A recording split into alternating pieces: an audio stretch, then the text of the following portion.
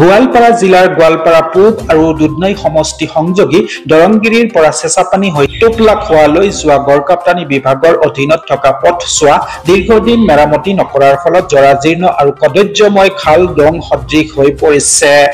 এই অঞ্চলৰ মূল পথ এই গড়কাপ্তানি পথেৰে অহৰহ দুচকীয়া, তিনিচকীয়া, চাৰিচকীয়া বাহন চলাচল কৰে।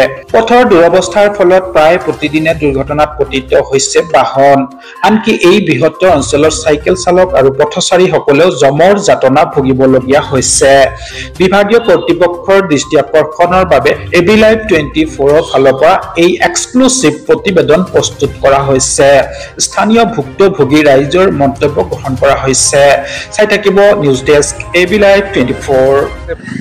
আজি মই চেঁচাপানী গাঁৱৰ বাসীৰ হৈ ক'বলৈ বিচাৰিছোঁ এবি লাইভ 24ৰ মিডিয়া যোগেদি মই ৰাইজ সমূহ চৰকাৰী অফিচাৰ বা DC বিধায়ক তেওঁলোকক মই জনাব বিচাৰিছোঁ, আমাৰ এই ঘৰৰ সন্মুখতে ৰাস্তাখন এনেকুৱা জৰাজীৰ্ণ বেয়া হৈছে আৰু মানে দৈনিক পিলপিলি বা বাঁহৰ গাড়ী বা যিকোনো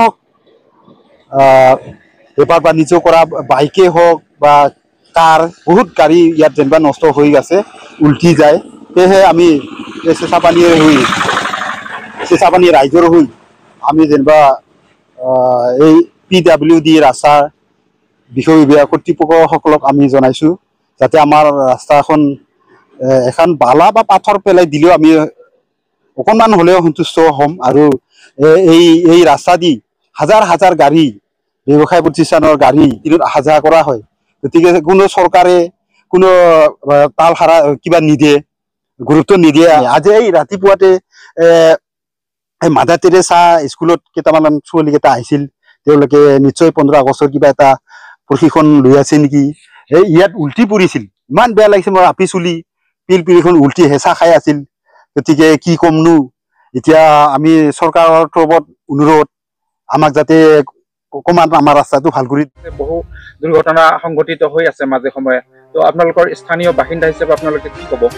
আমি গোৱালপাৰা জিলাৰ দুধনৈ বিধানসভা সমষ্টিৰ অন্তৰ্গত চেঁচাপানী আৰু দৰংগিৰি, যিখন আমাৰ একমাত্ৰ গড়কাপ্তানি পথ, এই পথটো যোৱা বিগত এবছৰৰ পৰা সোণালী পথাৰ ইণ্ডাষ্ট্ৰী আৰু আমাৰ ৰাষ্ট্ৰীয় ঘাইপথ নিৰ্মাণৰ বাবে যিখিনি মাটি কঢ়িয়াই আনিছিল আমাৰ চেঁচাপানী বৃহৎ অঞ্চলৰ পৰা, বিভিন্ন ঠাইৰ পৰা মাজে সময়ে তেওঁলোকে মাটি কঢ়িয়াৰ ফলত এই ৰাস্তাটোত দ খালৰ সৃষ্টি হৈছিল, আৰু যাৰ ফলত আমাৰ বিগত কেইমাহ ধৰি বাৰিষাত আৰু কেইবাটাও দুৰ্ঘটনা সংঘটিত হৈছে। আমি বিভাগীয় কৰ্তৃপক্ষৰ লগত যোগাযোগ কৰিছিলোঁ যদিও কোনো ধৰণৰ সঁহাৰি পোৱা নাই। আজি আমি দেখিবলৈ পাইছোঁ আমাৰ এই পথটোত পিলপিলিৰ পৰা আৰম্ভ কৰি চাৰিচকীয়া বাহনসমূহ বিভিন্ন ধৰণৰ দুৰ্ঘটনা সংঘটিত হৈ আহিছে।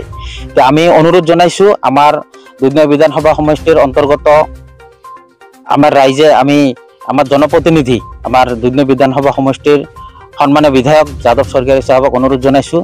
লগতে আমাৰ গোৱালপাৰা পূব বিধানসভা সমষ্টিৰ সন্মানীয় বিধায়ক AK ৰছিদ আলম চাহাবক অনুৰোধ জনাইছোঁ, যিহেতু এই ৰাস্তাটো দুটা বিধানসভা সমষ্টিৰ সংযোগস্থলী।